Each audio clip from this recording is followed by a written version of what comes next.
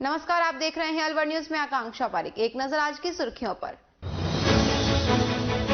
Multimedia प्रदर्शनी का collector पहाड़िया ने किया उद्घाटन। प्रदर्शनी में सरकार की योजनाओं की दी जानकारी।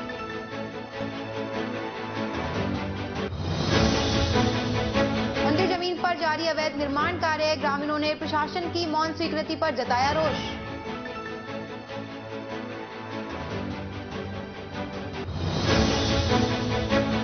परिषद ने बेरोजगारों के लिए लगाया शिविर, बैंक देंगे बेरोजगारों को रोजगार के लिए लोन।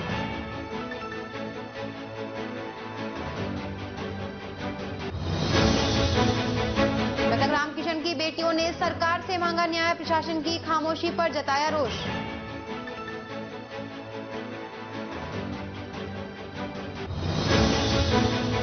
अब खबरें विस्तार से।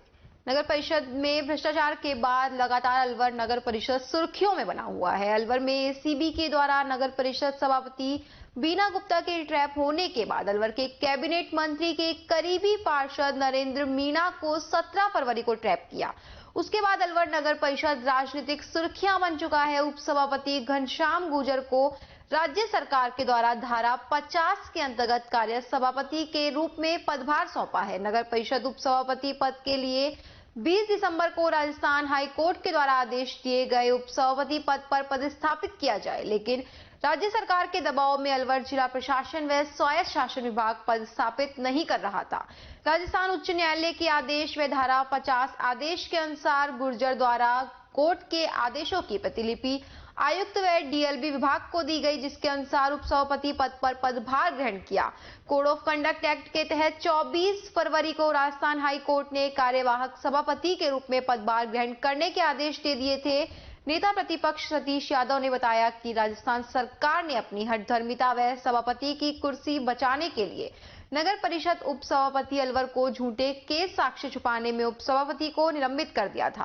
राजस्थान सरकार ने उप सभापति व सभापति का कार्यभार देवेंद्र कौर व मुकेश सारवान पद दिया, लेकिन भाजपा अनुशासित पार्टी है, इसलिए कोई विवाद नहीं चाहती थी। 16 फरवरी तक उनको अपना कार्यकाल पूर्ण करने दिया। 24 फरवरी नगर परिषद के सभापति पद पर स्थापित करने के लिए उप सभापति घनश्याम गुर्जर को कार्यवाहक सभापति का आदेश जारी कर दिया, लेकिन 2 मार्च को नगर परिषद प्रशासन के द्वारा खानापूर्ति की गई है। देखिए, हम तो पहले दिन से ही कह रहे हैं कि जब सभापति ट्रैप हुई और सभापति की कुर्सी खाली हुई, उसी दिन से हम कह रहे हैं कि इस सभापति की कुर्सी पर सिर्फ और सिर्फ उपसभापति का अधिकार है। क्योंकि उपसभापति का पद सिर्फ इसलिए होता है कि अगर सभापति का पद किसी भी कारण से अचानक खाली हो जाए तो तुरंत प्रभाव से उस पर उपसभापति विराजमान होंगे। लेकिन सरकार की हठधर्मिता थी, उन्होंने हमारे उपसभापति को झूठे चार्ज लगा करके और निलंबित किया गया। फिर हमारे उपसभापति जी कोर्ट में गए तो कोर्ट ने स्टे आदेश दिए कि आप यथावत इस पद पर रहने के आदेश दिए जाते हैं। उस आदेश की अवहेलना कर रही थी राजस्थान सरकार। बीच में उन्होंने यहां पर कार्यवाहक उपसभापति बैठा दिया, तो हमने सिर्फ मानवता के नाते, हमको पता था आदेश हमारे पक्ष का है, हम उस पर बैठ सकते थे, लेकिन हम उस पर इसलिए नहीं बैठे कि खामाखाई कंट्रोवर्सी करने की कोई जरूरत नहीं, कोई बात नहीं, जो होगा देखा जाएगा। जब यहां पर 14 तारीख को उपसभापति का पद खाली हो गया, उसके बाद हम कोर्ट के आदेश से हम यहां पर बैठे। हमारे साथी जो विपक्ष के पार्षद हैं कांग्रेस के, उन्होंने आरोप भी लगाया कि आप गलत बैठे हो, लेकिन वो उनकी बहुत ज्यादा जल्दबाजी थी आरोप लगाने की।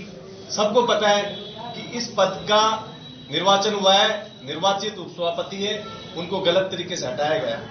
इन सब घटनाक्रम के बाद 24 तारीख को आदेश आ गए डीएलबी से कि भाई इनको चार्ज दिया जाए, लेकिन आज कितनी तारीख होगी? 2 तारीख। आज उन्होंने लिखित में आज हमें चार्ज दिया गया है उपसभापति घनश्याम गुर्जर को कि आप उपसभापति के पद पर विराजें। अब मैं आपको यही बात कह सकता हूं कि हम पहले भी यही बात कहते, सबको पता है, वही बात कितनी बार कहलवा लो, जो उपसभापति होता है सभापति के खाली पद पर वही बैठता है। अब उस सीट पर सिर्फ और सिर्फ घनश्याम गुर्जर की दावेदारी है, या तो सरकार उस पर बैठने का आदेश दे दे, जिस प्रकार से उपसभापति पद पर बैठे थे, क्योंकि हमारा अधिकार था। उस समय भी लोग ये कहते थे आदेश नहीं आए, आदेश कोर्ट के आदेश आ गए, उसके बाद आदेश की जरूरत नहीं है।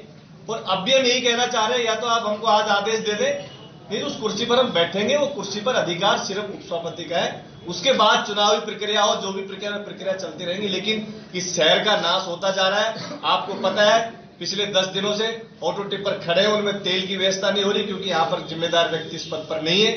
तो हम यही कहना चाहते हैं, लोगों को पट्टे नहीं मिल रहे, तो सरकार को पता नहीं क्या चाहती सरकार, क्यों नहीं बैठा रही इनको, जब आपसे उस पर नियुक्ति भी नहीं हो रही, ना इनको बैठा पा रहे, ना किसी और को बैठा पा रहे, और को इसलिए नहीं बैठा पा रहे क्योंकि कोर्ट इनका डंडा करेगी। कोर्ट देखो 20 दिसंबर को हाईकोर्ट ने अपना निर्णय दे दिया था कि आपको उपसभापति के पद पर उन्हें वापस चार्ज दे दिया जाए। मैंने उसकी कॉपी तत्कालीन आयुक्त महोदय को दे दी, डीएलपी डायरेक्टर साहब को दे दी, श्रीमान जिला कलेक्टर साहब को दे दी, और जो डीएलपी में सेक्रेटरी हैं उनको दे दी। उस कॉपी के बावजूद स्वतः राज्य सरकार के आदेश निरस्त हो जाते हैं, जैसा कि नगर पालिका 2009 की धारा 50 में उल्लेख है। लेकिन इन्होंने उस कुर्सी को मुझे ना देखते हुए अपने आदेशों के यहाँ दूसरे हमारे साथी पार्षदों को यह काबिज कर रखा था। वो नियम विरुद्ध था, लेकिन फिर भी उसके बावजूद भी हमने उन नियमों की पालना करते हुए भी उनका जो कार्यकाल था 16 तारीख तक हमने उनको भी नहीं छेड़ा। हम लेकिन अपनी कार्रवाई के लिए माननीय जो उच्च न्यायालय ने जो आदेश दिए थे उसके लिए हम इनको बार बार कहते रहे कि आप माननीय उच्च न्यायालय के आदेशों की पालना कराइए। ये माननीय उच्च न्यायालय के आदेशों की भी पालना नहीं करा रहे थे। फिर मुझे कंटम में जाना पड़ा।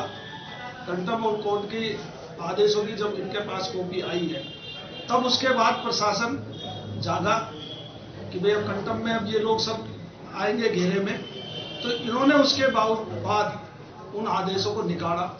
उन आदेशों को निकालने के बाद भी 24 तारीख को उन्होंने इनको मेल करके आदेश दे दिए थे कि आप उनको लेटर दीजिए। आज 24 से आज 2 तारीख हो गई, ये आज उसका लेटर मुझे दे रहे हैं। स्वतः ही उन आदेशों में कोई मार्गदर्शन की आवश्यकता नहीं है। डीएलपी ने इनको स्पष्ट आदेश देती है कि हमारे मार्गदर्शन की आवश्यकता नहीं है। जब कोर्ट किसी के आदेश कर देता है और धारा उसके अंदर 50 में उल्लेख है कि आप उपसभापति पे उन्हें काबिज हैं और उसी के अनुसार आप सभापति का पद ग्रहण करेंगे, तो मैं उसकी भी एप्लीकेशन दे चुका हूं कि इसमें अलवर शहर की जनता जो इस समय मूलभूत सुविधाओं की ओर देख रही है वो सुविधाएं पूरी नहीं हो रही। जैसे ऑटो टिप्पर अब नहीं चल पा रहे हैं, सफाई का कार्य रुका हुआ है, मतलब ये बहुत सारी जो मूलभूत सुविधाएं वो रुकी हुई है। तो उन मूलभूत सुविधाओं को आम जनता को जो नगर परिषद की ओर से दी जाती है उन सुविधाओं को देखते हुए इनको तुरंत एक आदेश निकालना चाहिए कि उपसभापति को सभापति का चार्ज दे और उन कार्रवाई को चालू करें ताकि जनता को राहत मिल सके। वैसे तो अलवर शहर की आम जनता इस ओर देख रही है, वो भविष्य में आएंगे जब चुनाव उसका निर्णय करेगी कि ये जो जनता के साथ जो खिलवाड़ हो रहा है, जनता टैक्स के रूप में नगर परिषद को बहुत कुछ देती है। और मैं नहीं मानता कि देखो सरकारें कोई भी हों, मैं कह रहा हूं नियम के विरुद्ध कोई भी कार्य नहीं करना चाहिए, चाहे सरकार किसी की भी हो। लोकतंत्र है, लोकतंत्र में जो चुना हुआ व्यक्ति है वो जनता के द्वारा चुना है और मुझे जनता ने चुना और जनता के बाद पार्षदों ने चुना, उसके बाद मैं नॉमिनेट भी था, पर मुझ पर जो कार्रवाई करी थी वो नियम विरुद्ध है। तो मैं तो आम जनता से अपील करना चाहूंगा कि जनता इन सबको भी कहे, जागरूक होकर, ये देख तो रही है जनता, भविष्य में निर्णय करेगी। तो मैं तो इतना ही कहना चाहता हूं कि भाई इनको सद्बुद्धि आए और ये उस कार्य के लिए जो मुझे सभापति का जो चार्ज है उसी के नाते सभापति का चार्ज दिया जाए ताकि जनता की सेवा कर सके। क्या अनुमान लगा के चले सर, अब कितना समय लगेगा आपको सभापति की कुर्सी पर? देखो समय कोई नहीं है, ये सवाल तो आपको उनसे करना चाहिए जो इस समय तत्काल आयुक्त बैठे हुए हैं, उनसे ये करना चाहिए कि आप इन धारा 50 की पालना कराते हुए आप सभापति को सभापति का चार्ज दिलाइए। ये नियम में है तो आप नियम की बात उनसे करें। मैं तो अपनी सेवा देने के लिए तैयार हूं, लेकिन वो एक आदेश की जो कह रहे हैं कि भाई मैं डीएलपी भेजूंगा, डीएलपी ने तो उनको कह दिया कि हमारे मार्गदर्शन की आवश्यकता नहीं है, आप धारा 50 में जो लेके उसके जरिए आप काम कराइए। गोविंदगढ़ कस्बे में पिनच हनुमान मंदिर की जमीन पर अवैध रूप से रजिस्ट्री करवाकर जबरन कब्जा कर रातों रात सैकड़ों मजदूरों को रात्रि में काम पर लगाकर भूमाफियाओं ने मंदिर की 2 बीघा 17 बिस्वा जमीन पर कब्जा कर लिया। करोड़ों की इस जमीन पर अंदर खाने अनेक लोगों के हिस्से भी बताए जा रहे हैं। करोड़ों की इस जमीन पर कब्जे को लेकर सिस्टम से कार्य किया गया और अब दूसरे दिन इस जमीन पर कमरे बनना व दुकान बनना भी शुरू हो गई है। जमीन दान करने वाले लोगों का कहना था कि मंदिर से जुड़ा आस्था का मामला है। ग्राम रामबास के लोगों ने इस मामले में एकजुटता दिखाई है। हिंदू संगठनों में भी इस नाजायज मंदिर की जमीन पर कब्जे को लेकर रोष व्याप्त है। लोगों में प्रशासन के खिलाफ मौन सहमति तथा भूमाफियाओं को शरण देने को लेकर गुस्सा है। कस्बे वासियों ने बाजार बंद कर आंदोलन की चेतावनी दी है। इस संबंध में जब तहसीलदार प्यारेलाल जाटव से जानकारी लेनी चाहिए तो उन्होंने नियम कानून गिनाकर कहा कि सभी कार्य नियम के अनुसार हुए हैं। उपखंड अधिकारी हेमराज गुजर ने भी अपनी जिम्मेदारियों से पल्ला झाड़ लिया। रात के अंधेरे में बल प्रयोग के साथ सैकड़ों मजदूरों के काम करने को लेकर अपनी अनभिज्ञता जताई और कहा कि मैंने तहसीलदार को मौके पर भेजकर मामले को दिखवा लिया है। हमें किसी की भी कोई शिकायत नहीं मिली है। मामले की जांच करवा ली जाएगी। ग्राम पंचायत के फैसला नहीं होने के बावजूद तहसीलदार ने इंतकाल बंद कर दिया और एक दिन में जमीन के संबंधित सभी दस्तावेज भी पूर्ण कर दिए। देखो, इस संबंध में जो जानकारी है कि इसमें कोई निर्माण काम किया है, कल दिन में मेरे पास इसकी जानकारी आई थी तो मैंने तहसीलदार जी को भेज के उसको दिखवाया तो उसमें पता लगा कि कोई 4 दीवारी का काम किया गया है। अब वो गलत है या सही है वो एक जांच का विषय है। उसकी हम जांच करवा के और बाद में उसका रिजल्ट हम बताएंगे। सर, रात में क्या आवश्यकता पड़ गई काम करवाने की? देखो, मैं ये कह रहा हूँ कि ये जांच का विषय है कि रात्रि में क्यों किया, क्या कोई गलत काम किया है जिस वजह से रात्रि में करा, तो वो एक जांच का विषय है। वो हम जांच करके उसको बता पाएंगे। खासदार बोल रहे हैं अधिकारी को, पहले से खासदार बोल रहे थे। मंदिर की नहीं, मंदिर का नाम, मंदिर का खसरा अलग है। मंदिर के लिए कितनी जमीन थी उसमें? 6 बिस्वा जमीन है। और जो ये जमीन बेची गई है सर, इंतकाल पंचायत से फैसल करवाना आपने जरूरी क्यों नहीं समझा? 28 तारीख तक हमारे पावर थे, उसमें प्रसाद गाँव संघ अभियान के 28 को कर दिया। इसके बाद करेंगे सर। जब आपने 28 को कर दिया तो ऐसी क्या जरूरत पड़ी कि उनके द्वारा रात्रि को निर्माण कार्य किया गया हथियार के बल पर? ऐसे हम जानकारी, आपको जानकारी नहीं है इस चीज की? करीब 500 लोगों ने आकर के, बाहर के लोग आकर के, हमारी जानकारी नहीं। सर, एडीएम ने दोबारा रेफरेंस बनाने के लिए आपको लिखा था, आपने एडीएम को रेफरेंस दोबारा सबमिट क्यों नहीं किया? खारिज कर दिया ना नहीं, एडीएम साहब ने वापस जांच के लिए भेजा था तो आपने उनको जवाब देने खारिज तो एसडीएम साहब ने किया। हमने जवाब दिया है। वो तो कह रहे हैं नहीं दिया मुझे कोई, एडीएम साहब से बात नहीं हमारी। भेज दिया।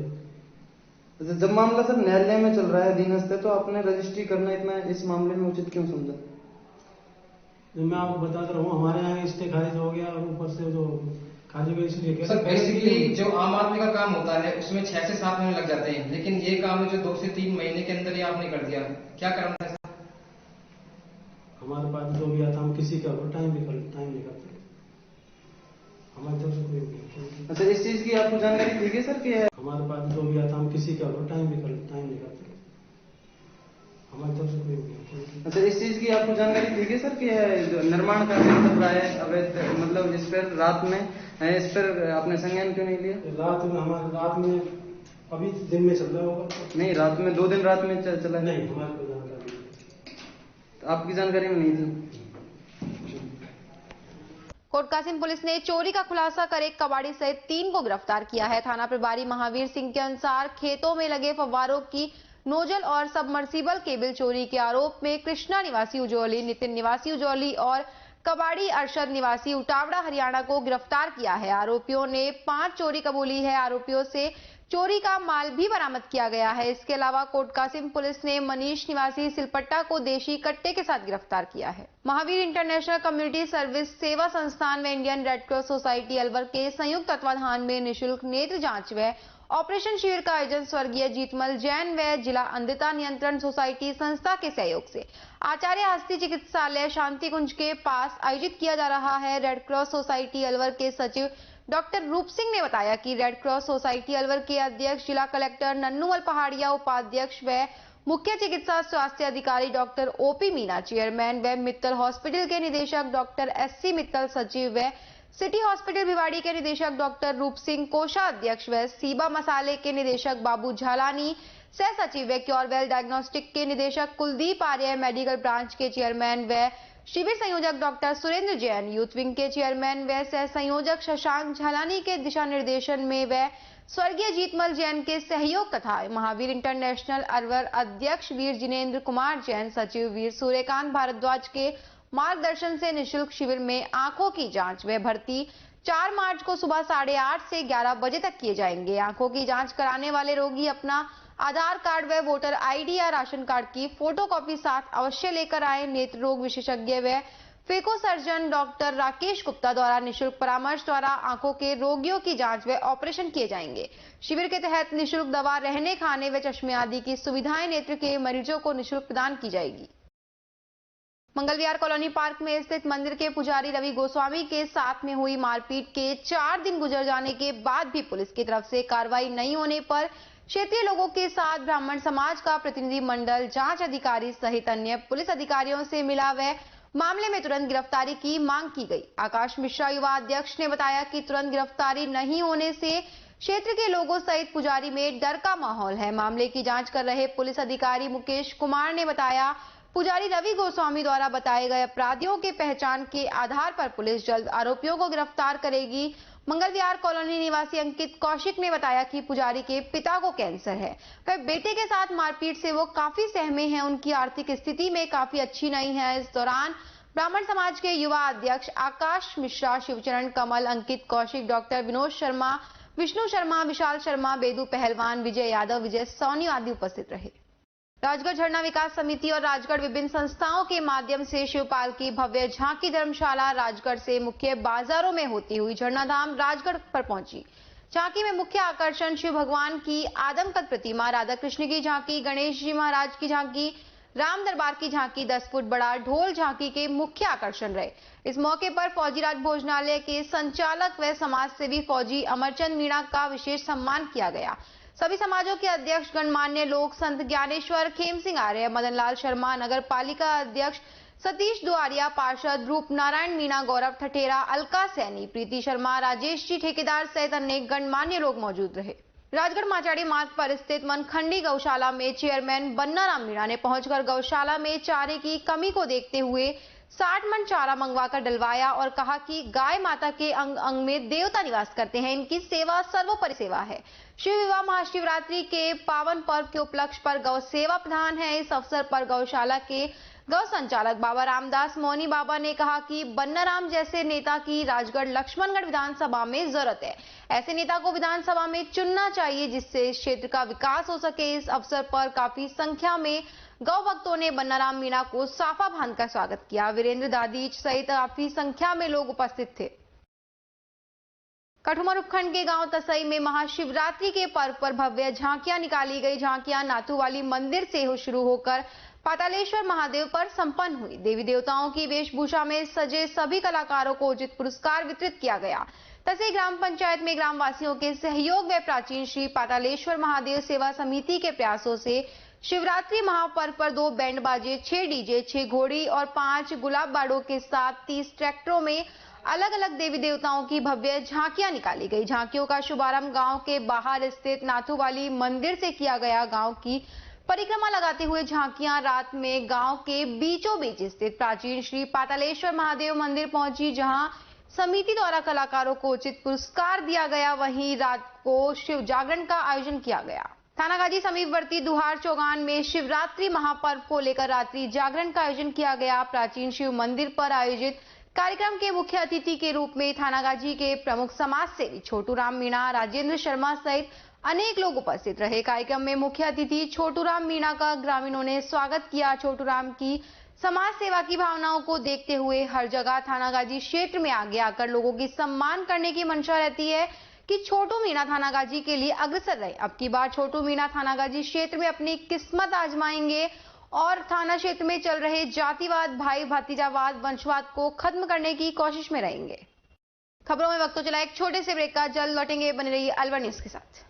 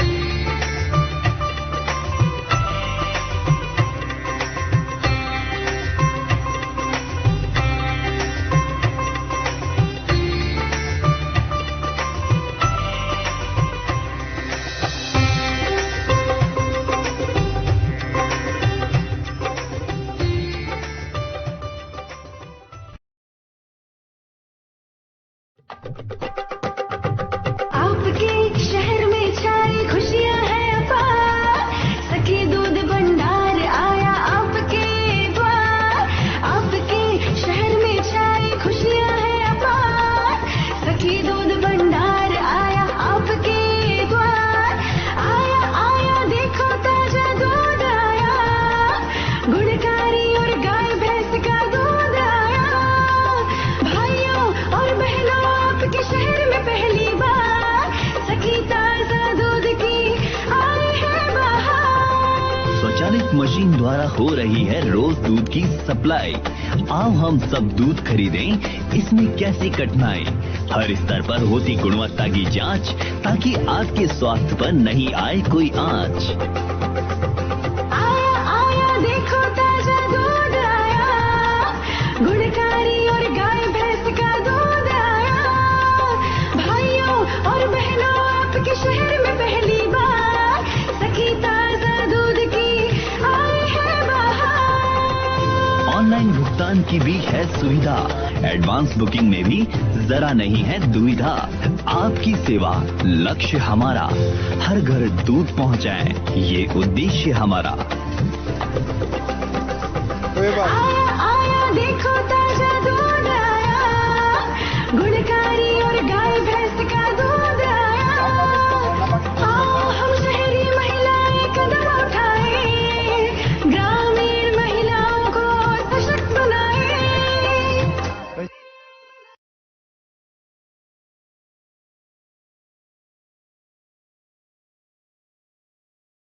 ब्रेक के बाद एक बार फिर से आपका स्वागत है। बढ़ते हैं अगली खबर की ओर। रैणीक खुर्द ग्राम निवासी रामकिशन मीणा की नेपाल में हुई हत्या को लेकर खुलासा नहीं होने पर मृतक की बेटियां पिता के लिए न्याय की मांग कर रही है। मृतक की मूक बधिर बेटी हाथ में पोस्टर लेकर अपनी पीड़ा बयां करते हुए मांग कर रही है। पिता के जाने के बाद परिवार पर दुखों का कहर टूट पड़ा है। ऐसे में परिवार के सामने रोजी रोटी का भी संकट आ गया है। परिवार के सदस्य कहते हैं कि नेपाल में उनके पिता की हत्या हुई है।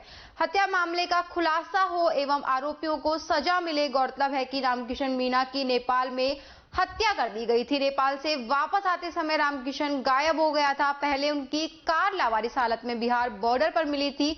इसके बाद नेपाल में रामकिशन का शव मिला था।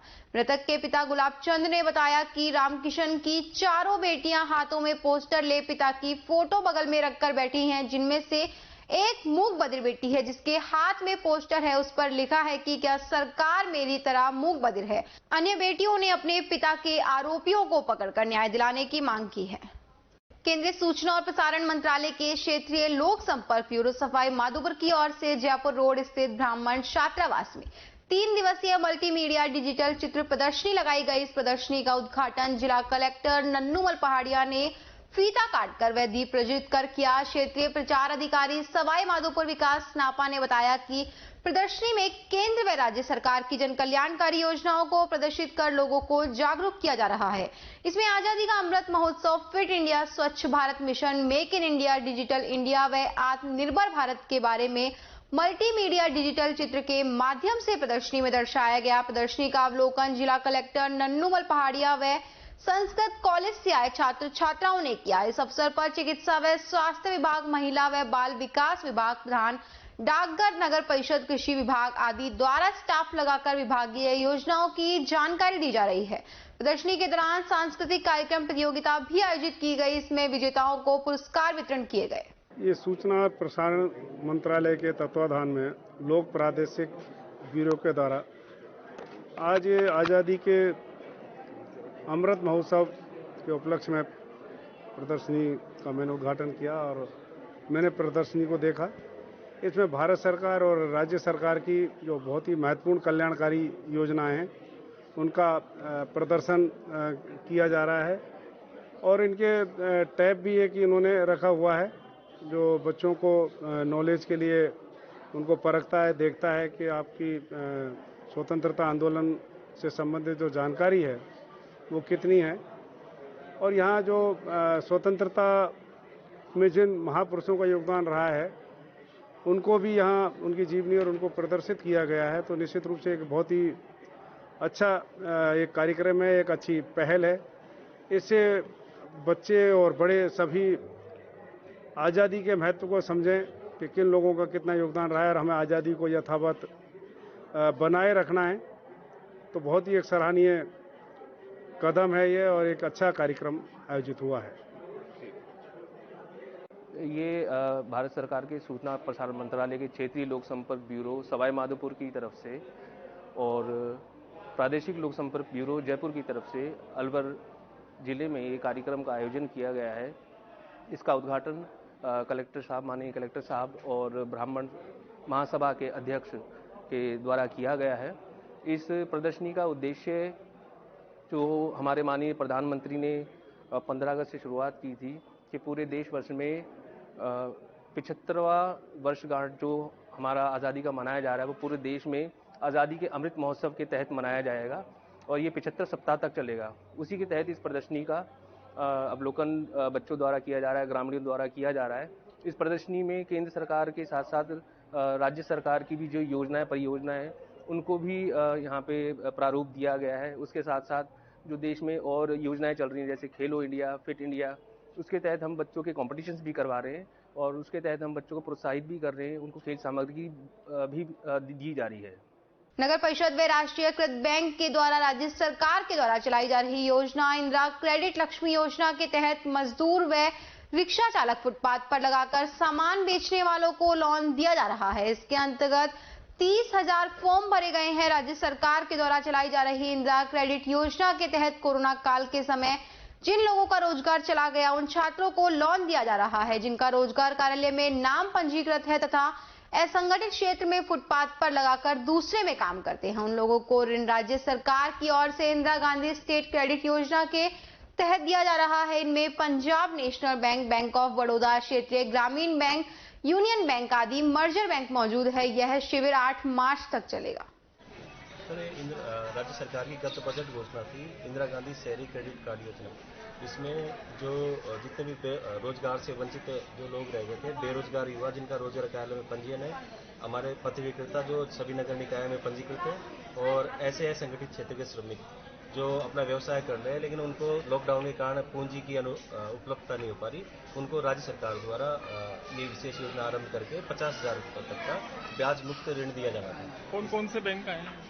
आज sir Punjab national bank, Baroda क्षेत्रीय ग्रामीण बैंक और यूनियन बैंक ऑफ इंडिया और मेजर बैंक यही आए सर। आज कितने समय में इनको लोन उपलब्ध हो जाएगा? सर, नगर निकाय ने अपना जो दायित्व उनको दिया गया था उसका नगर परिषद अलवर ने 70% आवेदन बैंकों में ऑनलाइन करवा के माननीय कलेक्टर साहब के अप्रूवल से भिजवा दिए गए हैं। अब बैंकों द्वारा ऋण वितरण करने में परेशानी आई थी, इसको गंभीरता से लेते हुए राज्य सरकार के निर्देश अनुसार माननीय आयुक्त महोदय ने हमें निर्देश प्रदान किए थे कि आप इन बैंकों के साथ स्पेशल कैंप आयोजित करके इनको अपने ऑफिस में बुलाओ या आप ऑफिस में जाओ और इनके माध्यम से जो भी हमारे नगर परिषद में जो बैंक ऋण प्राप्त हुए ना आवेदन, उन सबको हमें 100% इनका डिस्पोजल करवाना है सर। आज से कब तक चलेगा शिविर? सर, ये 8 तारीख तक का है। मेजर बैंकों का हमने 3-3, 4-4 बैंकों को एक दिन बुला रहे हैं, एक साथ तो संभव है नहीं। आज भी करीब शायद 1000 के आसपास जो आवेदन आए और सभी बैंकों के प्रतिनिधि शाखा वाइज आए हुए हैं। आपका नाम और पद? विष्णु शर्मा, जिला मिशन प्रबंधक अलवर। शहर के यशवंत स्कूल के पीछे चल रहे अवैध निर्माण को देखते हुए कॉलोनी वासियों ने अतिक्रमण अधिकारी राकेश शर्मा को ज्ञापन सौंपा और कॉलोनी वासियों ने मांग की कि पूर्व में भी कार्रवाई की गई लेकिन उसके बावजूद भी अवैध निर्माण चालू है। समाज सेवी जितेंद्र राठौड़ ने बताया कि जल्द ही इस अवैध निर्माण को नहीं रोका गया तो बड़े स्तर पर आंदोलन किया जाएगा। स्कूल के पीछे अतिक्रमण हो रहा है, जो नाजायज गोदाम बनाया जा रहा है, उस विषय में हमने आज यहाँ अतिक्रमण अधिकारी को ज्ञापन सौंपा है कॉलोनी वासियों के द्वारा, क्योंकि ये भी बार बार जा रहे हैं और आ रहे हैं और फिर भी वो काम कर रहा है। किसकी सह पे कर रहा है कि हम ये जानना चाहते हैं इतनी हिम्मत उसकी पड़ कैसे रही है जब अधिकारी मौके पे जा रहे हैं और फिर काम रोक देते हैं और फिर काम चालू हो जाता है। आखिर कब, क्यों, किसकी सह है? तो ये हमने आज ज्ञापन दिया है। आज आयुक्त महोदय साहब तो थे नहीं, तो हमने अतिक्रमण अधिकारी को ज्ञापन सौंपा है। क्या आश्वासन मिला है? किस तरह आश्वासन ये मिला है तुरंत कार्रवाई की जाएगी।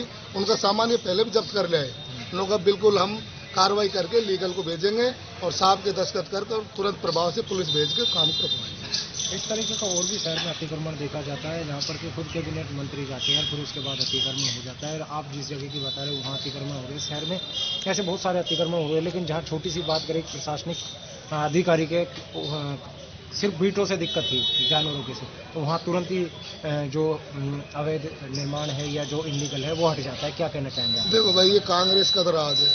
कांग्रेस सरकार चाहे जो करी रही है, आपको पता है। अभी आपको पता है वन राइट्स में ढेरों कवर लगे हुए थे, किसी को एतराज नहीं था। एक प्रशासनिक अधिकारी को एतराज था, तो पूरा यूआईटी पूरा प्रशासन मौके पर पहुंचा और उनको हटा के आया।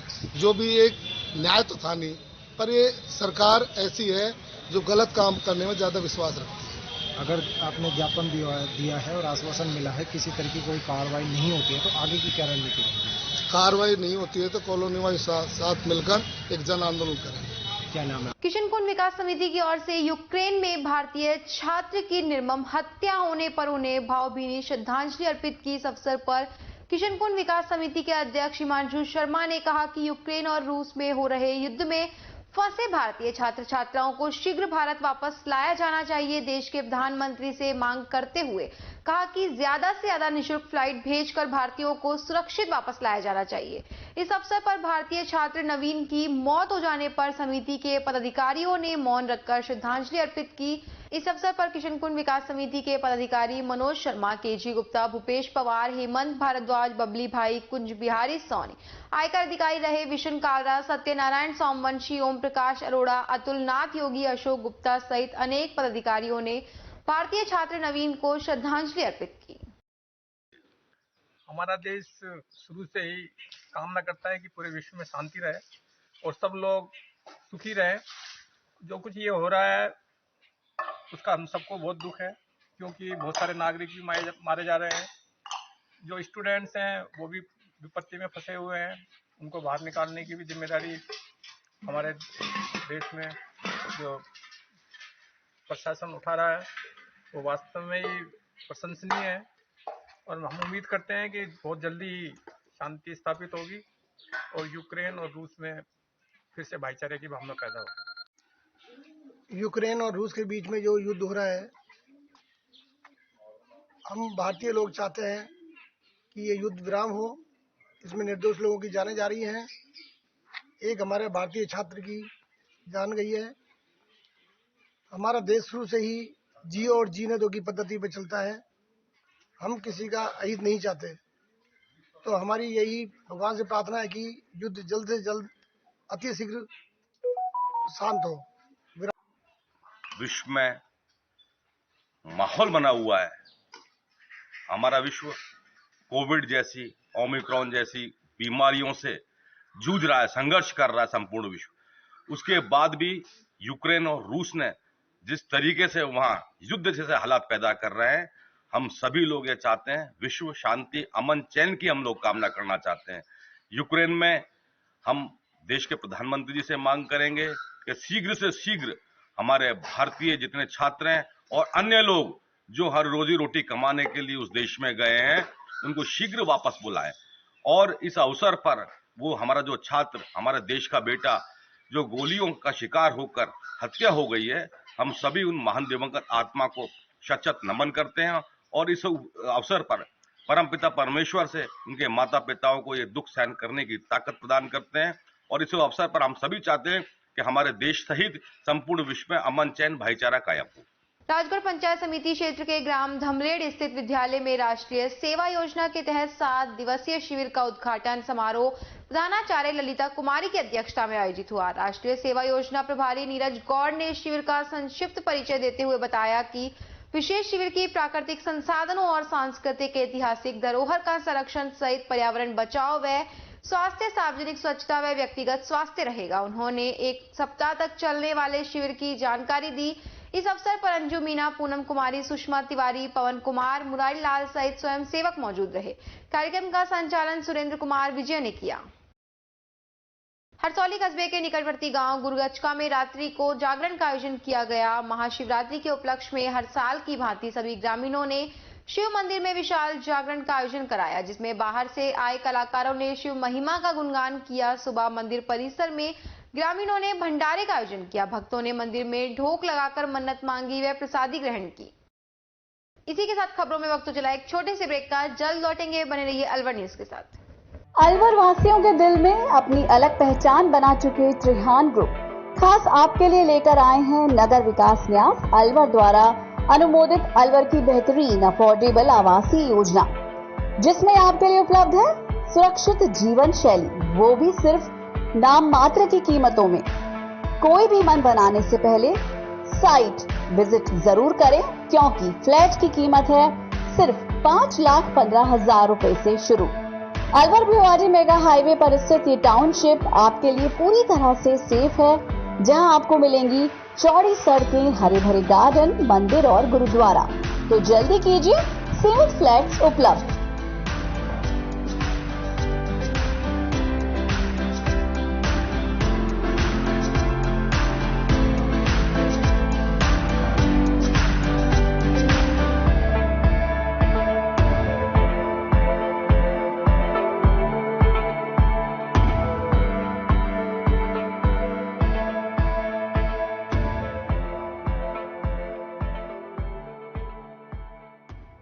तेज दिमाग, पैनी नजर और निर्णय लेने की क्षमता आपको बनाती है देश का स्वर्णिम भविष्य।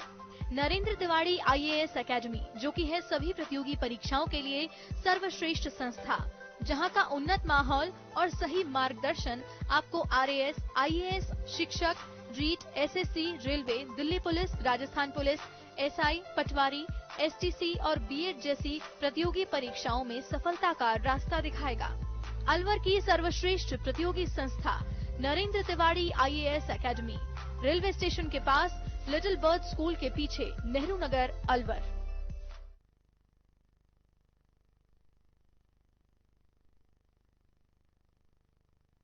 ब्रेक के बाद एक बार फिर से आपका स्वागत है। बढ़ते हैं अगली खबर की ओर। संत हाथीराम दरबार बिलोची का कुआ रोड 2 पर संत हाथीराम साहिब का मेला वर्षी उत्सव बड़े ही हर्षोल्लास के साथ मनाया गया। दरबार के टेकचंद हाथीरामानी ने बताया कि कार्यक्रम में सुबह 9 बजे झंडारोहण दरबार के महंत भगत सेवाराम ने किया। सुबह 10:15 बजे हवन महायज्ञ किया गया और 11 बजे सत्संग प्रवचन सत्संग संत चेतनानंदपुरी महाराज ने किया। उसके भंडारे का आयोजन किया गया।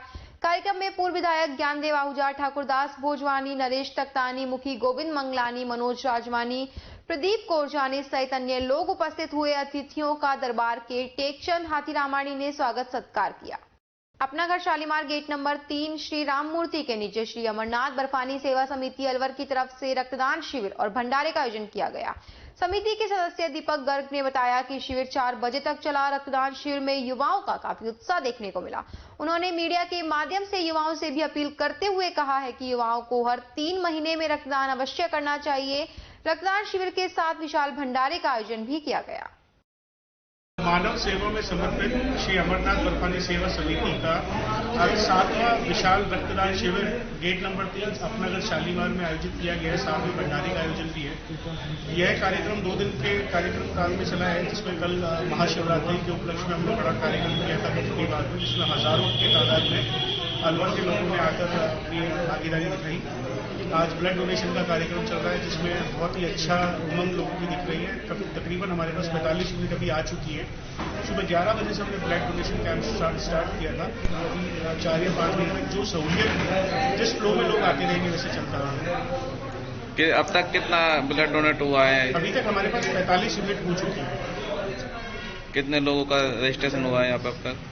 जो रजिस्ट्रेशन हुआ है तकरीबन 47-48 का हुआ, जिसमें से 45 यूनिट एकत्रित हो गई। 1-2 लोगों को डॉक्टर साहब ने रिजेक्ट कर दिया बिकॉज ऑफ सम रीजंस। जो कुछ खबरों में इतना ही। बने रहिए अलवर न्यूज के साथ।